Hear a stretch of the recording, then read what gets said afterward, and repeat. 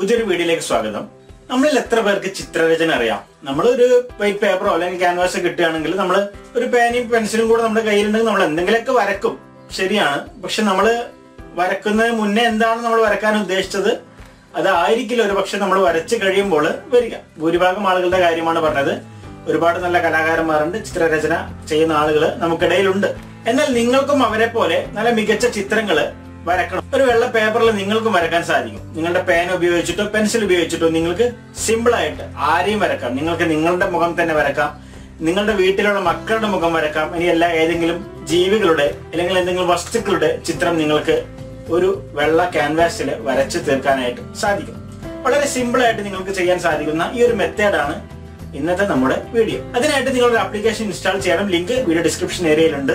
എങ്ങനെയാണ് ആപ്ലിക്കേഷൻ ഉപയോഗിക്കുക എന്ന് നിങ്ങൾക്ക് തുടർന്നുള്ള വീഡിയോ കണ്ട് മനസ്സിലാക്കാനായിട്ട് സാധിക്കും. വീഡിയോയിലേക്ക് പോവാം. അതിനു മുന്നേ യൂട്യൂബ് ചാനൽ നിങ്ങൾ ഇപ്പോൾ തന്നെ സബ്സ്ക്രൈബ് ചെയ്യുക.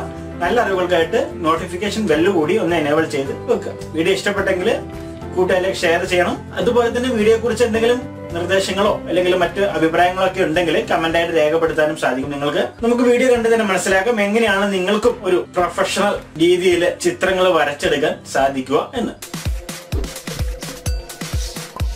ഇനി നമുക്ക് നോക്കാം എങ്ങനെയാണ് നമ്മൾ ചിത്രം വരക്കുക എന്ന്. അതിനായിട്ട് നമുക്ക് കയ്യിൽ ആവശ്യമുള്ളത് ഒരു പേപ്പർ, വെള്ള പേപ്പറോ അല്ലെങ്കിൽ കളർ പേപ്പറോ ഡ്രോയിങ് പേപ്പറോ നിങ്ങൾക്ക് ഉപയോഗിക്കാം, ഒരു പേന, ഒരു മൊബൈലിനകത്ത് ഒരു ആപ്ലിക്കേഷൻ. ഇത്രയും സാധനങ്ങളാണ് നമുക്ക് ആവശ്യമുള്ളത്. നമുക്ക് ഇത് ഉപയോഗിച്ചിട്ട് എങ്ങനെ വരക്കാം എന്ന് നമുക്ക് നോക്കാം. അതിനായിട്ട് നമുക്ക് ആപ്ലിക്കേഷൻ ആദ്യമായിട്ടൊന്ന് ഓപ്പൺ ചെയ്യാം. ലിങ്ക് നിങ്ങൾക്ക് വീഡിയോ ഡിസ്ക്രിപ്ഷൻ ഏരിയയിൽ വെച്ചിട്ടുണ്ട്. ഞാൻ നേരത്തെ പറഞ്ഞു, ഡിസ്ക്രിപ്ഷൻ ഏരിയയിൽ നിങ്ങൾക്ക് ലിങ്ക് കാണാനായിട്ട് സാധിക്കും. പെർമിഷൻ ചോദിക്കും, ക്യാമറ പെർമിഷനും അതുപോലെ തന്നെ ഫയൽ മാനേജർ പെർമിഷൻ ചോദിക്കും, കൊടുക്കുക. ശേഷം ആപ്ലിക്കേഷൻ ഒന്ന് ഓപ്പൺ ആയിട്ട് വരും.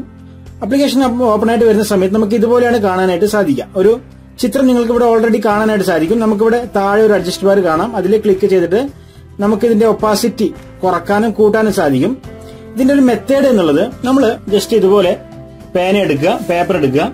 അപ്പൊ നമുക്ക് നിർദ്ദേശിക്കുന്ന ചിത്രം ഏതാണോ, ഇപ്പൊ ഉദാഹരണത്തിന് ഈ ഒരു ചിത്രമാണ് നമ്മൾ വരക്കാൻ ഉദ്ദേശിക്കുന്നതെങ്കിൽ നമ്മൾ അതിനനുസരിച്ച് ഒപ്പാസിറ്റി അഡ്ജസ്റ്റ് ചെയ്ത് കൊടുക്കുക. ഒപ്പാസിറ്റി അഡ്ജസ്റ്റ് ചെയ്ത് കൊടുത്ത ശേഷം നമുക്ക് ഇവിടെ ലൈന് കാണാം. ഇപ്പൊ നമുക്ക് പേപ്പറിൽ കറക്റ്റ് ഇവിടെ നമ്മൾ നോക്കുകയാണെങ്കിൽ നമുക്ക് കാണാൻ സാധിക്കും. അപ്പൊ ജസ്റ്റ് അതിന് മുകളിലൂടെ കൃത്യമായിട്ട് വരക്കുക. വളരെ എളുപ്പത്തിൽ വരക്കാനായിട്ട് സാധിക്കും.